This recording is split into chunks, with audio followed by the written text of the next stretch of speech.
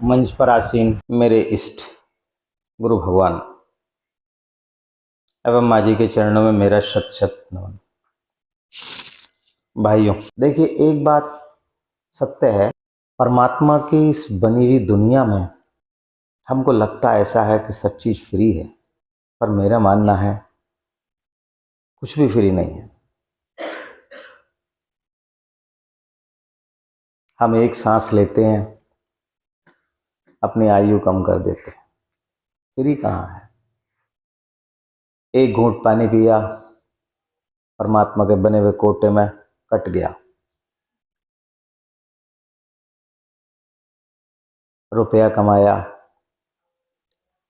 परमात्मा का बना हुआ जो कोटा है उसमें से कम हो गया। फ्री कहाँ है?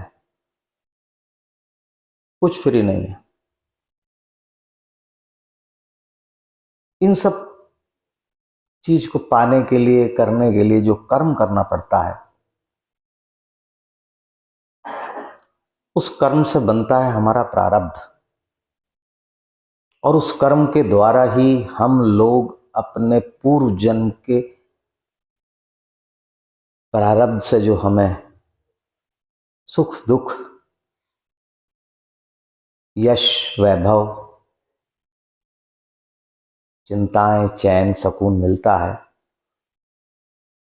उस कर्म के द्वारा ही मिलता है। इस तरह पूरी आयु कर्म करने के बाद हम जब परमात्मा की अदालत में पहुंचते हैं, तब हमारे साथ में जाता है दान और पुण्य। पुण्य वो है जो कर्म हमने करा है, उस कर्म के अनुसार जो हमारे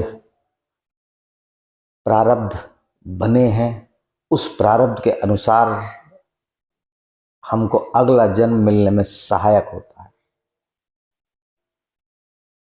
जिस तरह हमने कर्म करे होंगे, उसी तरह, उसी प्रारब्ध के अनुसार हमको अगला जन्म निर्धारित होता है।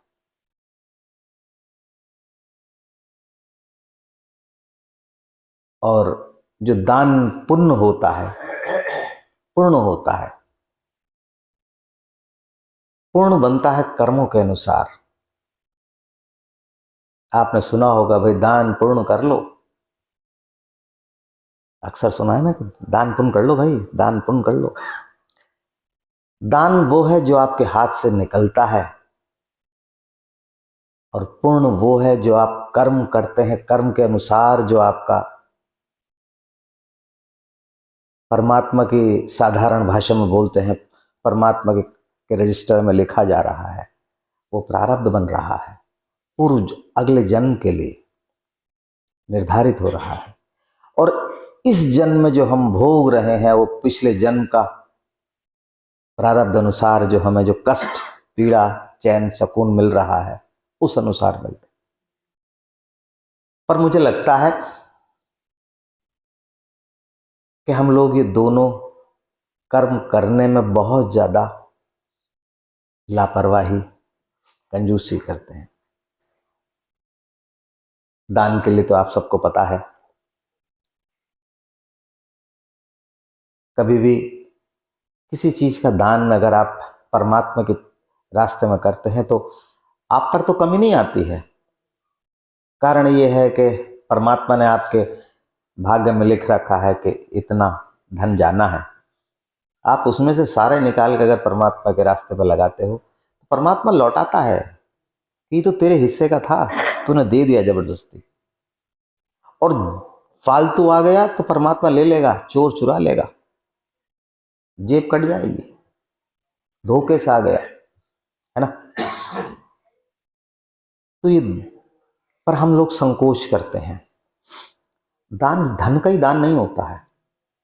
ये नहीं कि मैं धन के दान के लिए कह रहा हूं, तन का दान भी होता है, मन का दान भी होता है, धन का दान भी होता है।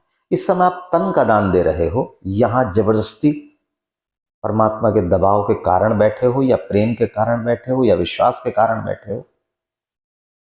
दान वो है जो आप देते हैं धन का। और मन का दान ये है कि आप मन से परमात्मा पर कितना विश्वास करते हैं, उसी का परमात्मा आपको रीबैक देता है, लौटाता है। जैसे कुएं की आवाज होती है, आप एक बार बोलो, बार बार बार बार बार बार रिपीट होकर आती है, वो विश्वास है। मालिक के बोला हुआ एक प्रसंग है।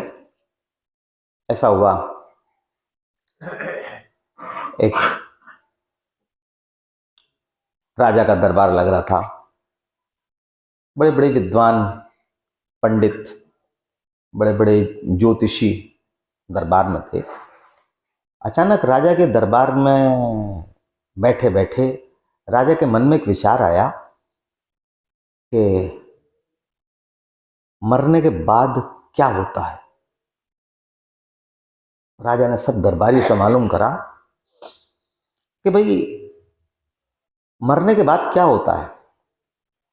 बड़े बड़े ज्योतिष प्रकांड पंडित कहा, भाई तुम लोग सैलरी ले रहे हो, मेरी जिज्ञासा शांत करो कि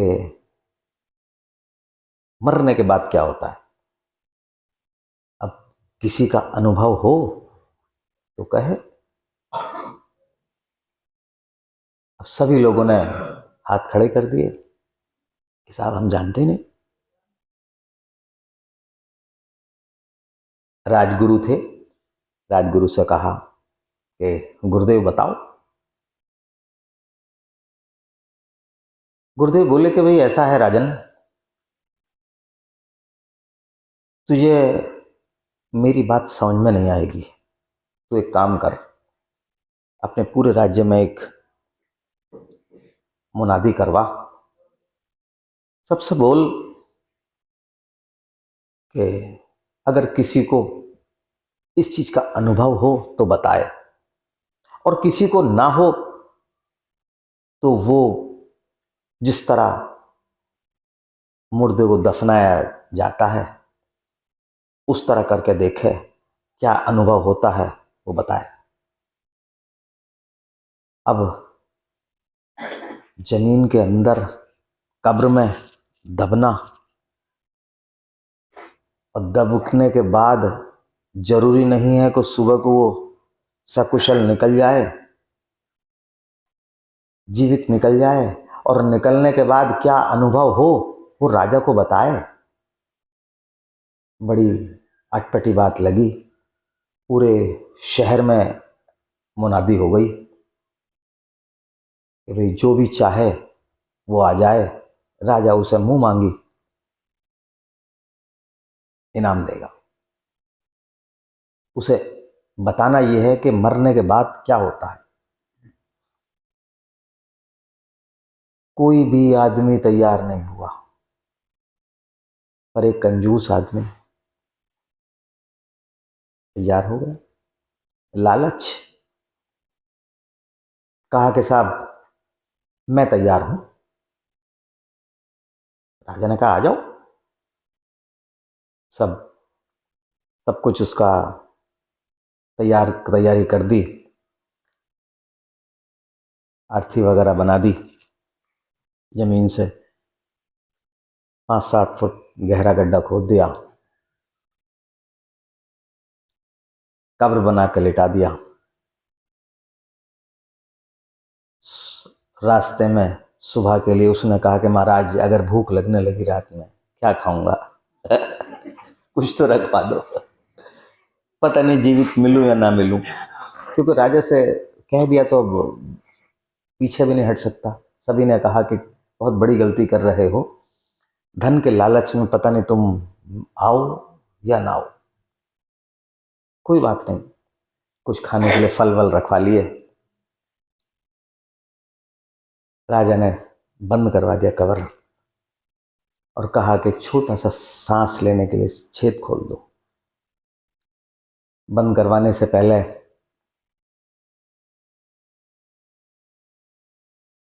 राजगुरु उसके पास आए, उससे बोले कि वे मरने जा रहा है, तूने तो बैठे बैठाए अपनी मौत बुला ली, कुछ दे जा, कुछ दान कर जा। तो वो बोला कि गुरुदेव जिस चीज के लिए मर रहा हूं वही तुम मुझसे ले रहे हो। क्या अटपटी बात कर रहे हो, ये नहीं हो सकता। कुछ देर बाद फिर राजगुरु ने कहा कि देख ले, सब यहीं रह जाएगी, कुछ दे जा। तो वो बोला कि महाराज तुम समझ नहीं रहे बात को, मेरा यहाँ जीवन मरण का प्रश्न है, मैं चाह रहा हूं कुछ, जो चाह रहा हूं वही तुम मुझसे छीन रहे हो, तो मेरा तो मरना बेकार, क्या करूंगा मर के, मैं मर भी रहा हूं और धन भी ना मिले, वो तुम ले लो, फायदा क्या है। 2 बार हो गए। मरने से पहले वो कब्र में लिटाने से पहले वो वहीं देख रहा कब्र को, सबको देख रहा कि शायद दोबारा देख पाऊं या ना देख पाऊं। पास में बादाम के छिक्कल वगैरह पड़े थे, किसी ने चढ़ाए होंगे। फिर दोबारा राजगुरु आए, बोले कि भाई देख ले, बिल्कुल अंतिम क्षण चल रहा है, इधर या उधर। तो बोले कि तुमने मेरा नाश कर दिया, लो छिक्कल ठाक दे दिया। राजगुरु बोले कि ये दे रहा, बोले तुम हो इसी लायक। ठीक, कहते हैं राजगुरु छिक्कल लेके चले गए, कब्र में लेटा दिया, छेद कर दिया। सारे लोग अपने अपने गंतव्य को चले गए, अकेला कब्र में लेटा। अचानक सांप आ गया एक, उस छेद में घुसने को तैयार। पर परमात्मा की ऐसी कृपा हुई कि सांप के चलने से बादाम का छिक्कल उस छेद पर अटक गया। सांप अंदर बढ़ने की कोशिश करे, बादाम का छिक्कल ना अंदर बढ़ने दे ना निकल पाए। रात भर वो यही देखता रहा कि अब मौत आई, अब मौत आई, अब मौत आई। सुबह हुई, जैसे तैसे करके खोला गया। राजा के सैनिकों ने खोलने के बाद कहा दरबार चलो। बोला कि मैं आ रहा हूं अभी। घर आया, घर आने के बाद बहुत दौलत दान कर दी। सबने कहा कि भाई तू तो लेने के लिए गया था और जो तेरे पास है तू दान कर रहा है। बोला मुझे दिख गई दुनिया, जो चीज दान करी उसी ने जान बचा दी। बोले अगर मैं धन दान कर देता तो इस धन के चक्कर में मरता ना, मरने से जो बाल बाल बचा। राजा के दरबार में पहुंचा, राजा ने कहा क्या अनुभव करा, मरने के बाद क्या होता है। तो बोला कि महाराज मरने के बाद की तो बात छोड़ो, मरते मरते क्या होता है ये सुन लो बस, कि जो आपने दान पुण्य करा है वही आपको मिलेगा। ये परमात्मा ने एक टेलर दिखाया है, शायद वही टेलर परमात्मा हमें हजारों बार दिखाता है। देखिए ऐसा है, हम लोग जिस भवसागर में रहते हैं उसको बोला जाता है मृत्युलोक। वहां केवल एक ही चीज सत्य है, वो है मृत्यु। परमात्मा में और इष्ट में बस केवल एक ही फर्क होता है। परमात्मा ये कहता है कि तेरे प्रारब्ध के अनुसार तुझे तेरे कर्मों का फल इसी पंच तत्व के शरीर से भोगना है। पिछला कर्ज चुकाना है और अगला प्रारब्ध बनाना है। क्योंकि पिछला कर्ज चुकाना है, अब वो तो आपको चुकाना ही है, क्योंकि बैंक का जिस तरह बैंक का लिया हुआ कर्जा होता है वो चुकाना ही है। अन्यथा जो चीज मॉर्गेज करी हुई होती है वो गवर्नमेंट की हो जाती है। अब कुछ प्रारब्ध ऐसा होता है, आप अपने इष्ट से संसार की भौतिक, दैहिक, आर्थिक सारी जरूरतें पूरी करते हैं। आपका इष्ट आपकी सारी जरूरतें पूरी करता है। जो मांगते हो वो आपको धीरे धीरे, स्टेप बाय स्टेप, समय समय पर दिलवाता रहता है। बहुत सी चीजें ऐसी होती हैं जो असंभव काम होते हैं, गुरु भगवान आपके वो सब संभव काम करते हैं। ठीक। पर अगर कोई भक्त, मैं अपने मालिक की बात नहीं कर रहा, अगर कोई भक्त ये कहे कि परमात्मा मेरे इष्ट, मेरी मृत्यु ही ना हो, क्या ये संभव है? अगर मृत्यु नहीं होने की है तो इसका मतलब ये है कि आप मृत्यु लोक में जी ही नहीं रहे, किसी और लोक में जी रहे हो, देवलोक में जी रहे हो। हम तो बहुत छोटे तुच्छ प्राणी हैं। रावण को भगवान ने क्या कहा था कि अमरता के वरदान को छोड़कर सब कुछ मांग ले। अगर अमरता देता हूं तो सृष्टि का जो बनाया हुआ चलन है वो बिगड़ता है। परमात्मा कभी नहीं चाहेगा कि हमारी वजह से उसका सिस्टम बिगड़े। जिस तरह आप ये कभी भी नहीं चाहेंगे कि आपकी संतान की वजह से आपकी इज्जत लुटे, आपका बनाया हुआ जो सिस्टम है वो बिगड़ जाए। आप यही चाहोगे कि जिस सिस्टम से मैं चला रहा हूं तू उसी सिस्टम से चल, इसे बिगाड़ने की प्रयास मत कर। तो आपका इष्ट आपको हर संभव प्रयास करता है, पर जीवन दान, मृत्यु ना हो, असंभव। आप देखिए भगवान राम क्या नहीं कर सकते थे। उनको बोला गया भगवान राम, पुरुषोत्तम राम। जब वो लीला कर रहे थे तब उन्हें उन लीलाओं के, उनके कर्मों के अनुसार उनको कहा गया पुरुषों में उत्तम, पुरुषोत्तम। क्या नहीं कर सकते थे? उनके सामने राजा दशरथ, उनके पिता, चले गए, क्या वो रोक नहीं सकते थे? उनके इष्ट कौन थे? भगवान शंकर, उनके गुरु थे। वो भगवान शंकर से कहते कि मेरे पिताजी को छोड़ दो, पर नहीं कह पाए। कारण मृत्यु लोक है, यहां यही सत्य है, यही सत्संग है। जिस सत्य को जो ना बदला जा सके वही सत्य है और वही परमात्मा है, वही परमात्मा का तत्व है। हम जो बोल रहे हैं, जो इसमें परमात्मा नाम का जो बोल रहा है वो परमात्मा का तत्व है, वही सत्य है।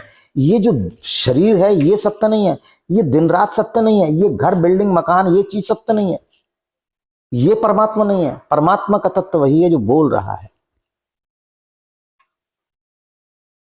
अब अगर अभी पीछे अभी एक सत्संग परिवार में मैं बिदुना गया हुआ था, एक बच्चे का स्वर्गवास हुआ और मुझे भी अपार कष्ट है। अपार कष्ट इस वजह से नहीं कि वो शरीर छूट गया उसका, भाई ये तो छूट नहीं है। ट्रेन चल रही है, हर एक का अलग अलग जगह का टिकट लिया हुआ है। किसी का मेरठ का है, किसी का धामपुर का है, किसी का रामपुर का है, किसी का सिवारे का। जिसका जहां स्टेशन आ जाएगा उतर जाएगा। हम सब लोग संगी साथी हैं, जैसे ट्रेन में सफर करते हैं, एक दूसरे से बातचीत होती है, अपना खिलाते हैं, उसका खाते हैं, उसका गाना सुनते हैं, अपना भजन सुनाते हैं, वो सुनाता है, बहुत अच्छी ट्यूनिंग रहती है। पर जब स्टेशन आ गया तो ना आप उसे जानते हैं ना वो आपको जानता है। कभी आप उसे मुड़ के दोबारा फोन भी नहीं करते। क्यों? इसी तरह परमात्मा की ट्रेन चल रही है, जिसका जहां टिकट आ गया, जहां तक का टिकट था,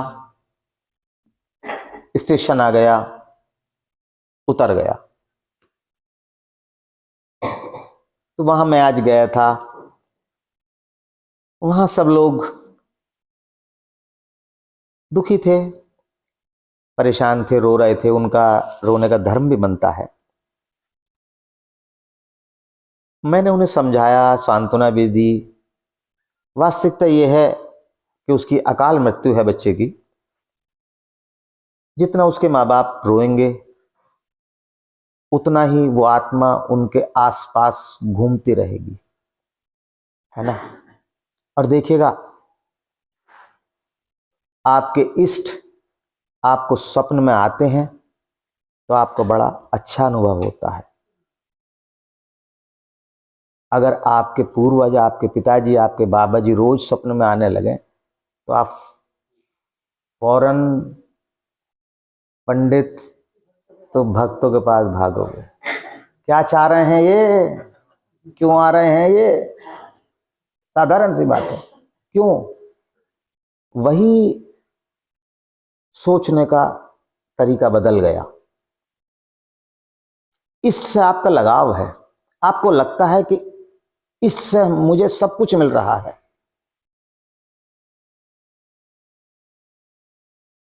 और आपको आपके पूर्वजों से लगता है कि डर, प्रेत योनि ना हो। और वास्तव में मैंने उनसे कहा कि तुम चिंता ना करो, अभी वास्तव में वो प्रेत योनि में है। घबरा रहे थे, मैंने कहा परवाह मत करो, मैं अपने साथ, मेरे साथ है वो, चिंता ना करो। मुझे सभी ने मना करा, सभी भक्तों ने, सत्संगियों ने मना करा कि वहां ना जाना, पर मेरा धर्म ये बनता है। देखिएगा, मुझे अब अनुभव होता है कि मेरा मालिक कभी किसी का गुरु नहीं था और ना ही उन्होंने गुरु बनने के लिए सहमति जाहिर करी। और मेरे से भी उन्होंने यही कहा कि बेटा, ना मैं गुरु किसी का हूं और ना ही तुम कभी गुरु बनने का प्रयास करना। दिक्कत यह है कि तो आपका प्रेम है, आपका स्नेह है, आप मेरे मालिक को या मुझे क्या मानते हैं, है ना। मालिक ये कहते थे कि अगर कोई मानसिक रूप से, आंतरिक रूप से अपने इष्ट से जुड़ गया,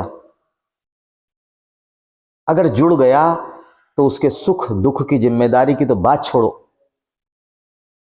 उसका शरीर पूरे होने के बाद भी जब तक भक्त की मुक्ति नहीं होने की है तब तक गुरु को बार बार बार बार इस भव सागर में आना पड़ेगा उसको तारने के लिए, क्योंकि वो उससे मानसिक रूप से, आंतरिक रूप से जुड़ गया। इसीलिए मालिक नहीं जोड़ते थे। अब मुझे नहीं पता, मेरे सभी ने मेरे से मना करा, मत जाना। और मेरे मन ने कहा कि उसका आत्म स्वरूप जो इस समय प्रेत योनि में दिखाई दे रहा है, क्या कहेगा? ये गुरु है, मैंने शरीर छोड़ दिया, ये मिलने तक नहीं आए, ये मेरे मन ने गवाही नहीं करा। मैंने चाहा बिल्कुल जाऊंगा, और मैं गया। मुझे भी अच्छा लगा और उसे भी अच्छा लगा। अब भी मैं गया, और देखिएगा, मैं आपसे फिर वही बात कह रहा हूं। शायद आज से, मैं बंथरा गया था तब भी मेरे से एक भक्त ने कहा था कि मैं आपको गुरु बनाना चाह रहा हूं। मैंने साफ मना कर दिया था कि मैं गुरु नहीं बनने का। वास्तविकता यह है कि मेरे मालिक के ही दिए हुए बहुत से भक्तों की जिम्मेदारी मेरे कंधे पर है, मैं और ज्यादा उठाने लायक नहीं हूं। इसीलिए मैं शायद हर सभा में बोलता हूं, मैं किसी का गुरु नहीं हूं, मैं केवल एक रिप्रेजेंटेटिव हूं, मैसेंजर ऑफ गॉड, ईश्वर का देवदूत समझो, या ईश्वर का बताया हुआ रास्ता दिखाने वाला समझो। शायद मैंने बार बार बोला है कि मालिक ने मेरे हाथ में टॉर्च दी है, उनकी टॉर्च है, मुझे दी है कि सब मेरे बच्चों को प्रकाश दो, दिखाओ और उन्हें रास्ते पर आगे लेके जाओ। मेरी या मेरे बाप की टॉर्च नहीं है, जिनकी टॉर्च है उनकी है, मुझे कोई लेना देना नहीं है। आप लोगों के लिए मैं कामना भी करता हूं परमात्मा से आप लोगों के जो आप मांगते हो, संसार मांगते हो, परमार्थ मांगते हो, उसके लिए मैं कामना भी करता हूं। पर अगर कोई भक्त ये मांगने लगे कि वो तो देनी पड़ेगी जीवन, क्या ये मेरे हाथ में है या मेरे मालिक के हाथ में है? मुझे लगता है कि मेरे मालिक के हाथ में भी शायद नहीं होगा। अगर वो कर सकते होते तो उनके कंधों पर उनके दो बड़े भाई गए, मेरा छोटा भाई गया। वो जानते थे कि होगा, होना है, अटल है। और एक विशेष बात जो थी मुझे अब क्या पता लगी, बहुत बड़ी बात है, मालिक को बार बार सलाम है।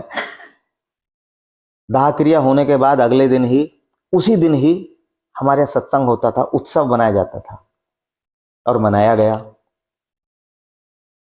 वहां मैं विदुना गया था। मुझे जब से पता लगा इतना मुझे कष्ट हुआ, इतना कष्ट हुआ कि मैंने कहा कि भाई मैं मीटिंग नहीं कर पाने का, मैं बोल भी नहीं पाने का। और मैंने बोला ही नहीं, मैंने कहा कि मैंने कहा कोई मीटिंग नहीं होनी। जिस काम से मैं गया हूं और मालिक के काम से गया हूं, उसका काम नहीं कर रहा हूं तो दंडित तो मैं होऊंगा, है ना। मेरी वजह से जो लोग बैठे थे उनको परमात्मा का चिंतन करने का समय कम मिला। 8 बजे की सभा का टाइम था, मैंने 6 बजे ही सभा शुरू करवा दी, है ना। कुछ नहीं, बस जल्दी जल्दी जल्दी जल्दी जल्दी। मैंने साफ कहा कि भाई मैं बोल नहीं पा रहा और मुझे इतना कष्ट हो रहा है कि मैं आज मैं बार बार क्षमा आपसे भी मांग रहा हूँ, परमात्मा से मांग रहा हूँ कि आज मैं तेरा काम नहीं अंजाम नहीं दे पा रहा, न तन से न मन से, न तन से दे पाया मैं। वास्तव में मैं एक बार बैठने के बाद मैं अधिकतर पैर वैर नहीं हिलाता हिलूता। उस दिन मैं बैठा बैठा बार बार ऐसा करता रहा, पैर पलोथी लंबे कर, ये कर। ना मेरा तन से मन करा, ना मेरा मन से मन करा। ठीक है, केवल एक औपचारिकता सी करी, क्योंकि जो आयोजक थे उनको भी भद्दा लग रहा था। तो मैं बोल रहा हूं कि शायद मैंने भी उस बच्चे के लिए जितना प्रार्थना अपने इससे कर सकता था उतनी करी। अब मेरे मालिक को मंजूर नहीं थी, इसमें मैं क्या कर सकता हूं। ये मंजूर करना या न करना तो दूसरे के हाथ में है। महिला खाना बनाती है, उसने पूरी अपने मन से खाना बनाया, आपने खाना फेल कर दिया। पास और फेल करने वाले तो आप हैं, वो नहीं है। उसका धर्म ये करता है कि अपना कर्म कर पूरा।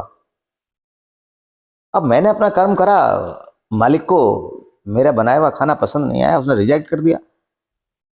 तो इसमें मेरी गलती कुछ नहीं है, ये आपका प्रारब्ध है। आपके प्रारब्ध के अनुसार ही कष्ट मिला। मैं आज बोल के आया कि शायद तुमने पूर्व जन्म में ऐसा करा, इसीलिए आज तुम्हारे साथ ऐसा हुआ। मुझे बोलते हुए बड़ी पीड़ा हुई, पर सत्यता सत्यता है। तो मेरा तो आप सबसे यही कहना है, यही मानना है कि देखिएगा, अपने परमात्मा से, अपने इष्ट से वो चीज की कल्पना करिएगा। संसार मांगिएगा खूब, परमार्थ मांगिएगा खूब, जन्म मांगिएगा खूब, पर मृत्यु तो अटल है। वो मालिक ये कहता है, परमात्मा ये कहता है कि भाई, शायद हम लोगों को कहता होगा गधे कुछ तो हम मेरे हाथ में रहने दे। तो सब कुछ मेरे से छीने ले रहा है, जो तू कह रहा है वो मैं सब दे रहा हूं। तू अगर ये कहे कि ये भी दो, तो ये तो असंभव बात है। ये तो मैंने भगवान कृष्ण थे, भगवान कृष्ण थे, उन्होंने उनका भी शरीर उन्होंने अपना वंश तक डुबो दिया। भगवान राम थे, जितने दिन के लिए समय सिस्टम था उतने दिन के लिए वो रहे, फिर अपने लोग को चलेगा। अब शायद ऐसा ही हो, साधारण सी बात है, सब कहते हैं कि भाई शायद परमात्मा को यही मंजूर था। तो मेरे तो आप सब लोगों से ही कहना है कि अपने इससे वो चीज की कल्पना करिएगा, वो चीज की डिमांड करिएगा। हटी बच्चे की तरह वैसा हट मत करो कि मुझे हवाई जहाज दिलवा दो, उड़ने वाला, बड़ा वाला। ना खड़ा कर सकते हो, ना बैठ सकते हो, ना चला सकते हो, ना तेल डलवा सकते हो। हम कुछ नहीं जानते उसके बारे में। वही मेरे ख्याल से परमात्मा भी कहता हो कि मेरे से ऐसी चीज की डिमांड कर जो तेरी डिमांड में पूरी कर सकूं। अगर पूरी नहीं करूंगा तो तुझे कष्ट होगा, तुम्हें लगेगा कि इतने दिन सत्संग में गए, इतनी सत्संग की सेवा करी, गुरु भगवान यही नहीं कर सके। अगली बार फिर होगी चर्चा। परमात्मा ने फिर अपनी अदालत में खड़ा करेंगे, फिर पेश होंगे, फिर मुकदमा चलेगा, फिर गवाही होगी, फिर फैसला होगा, है ना। मेरा मालिक हर सभा में अपने हर एक बच्चों की इच्छाएं पूरी करता है, और शायद किसी न किसी एक की इच्छा ऐसी पूरी करता है हर सभा में जो लगभग असंभव होती है। ठीक है, गुरु भगवान सब पर दया बनाए रखें, सब पर अपने कृपा बनाए रखें। ओम श्री गुरुवे नमः।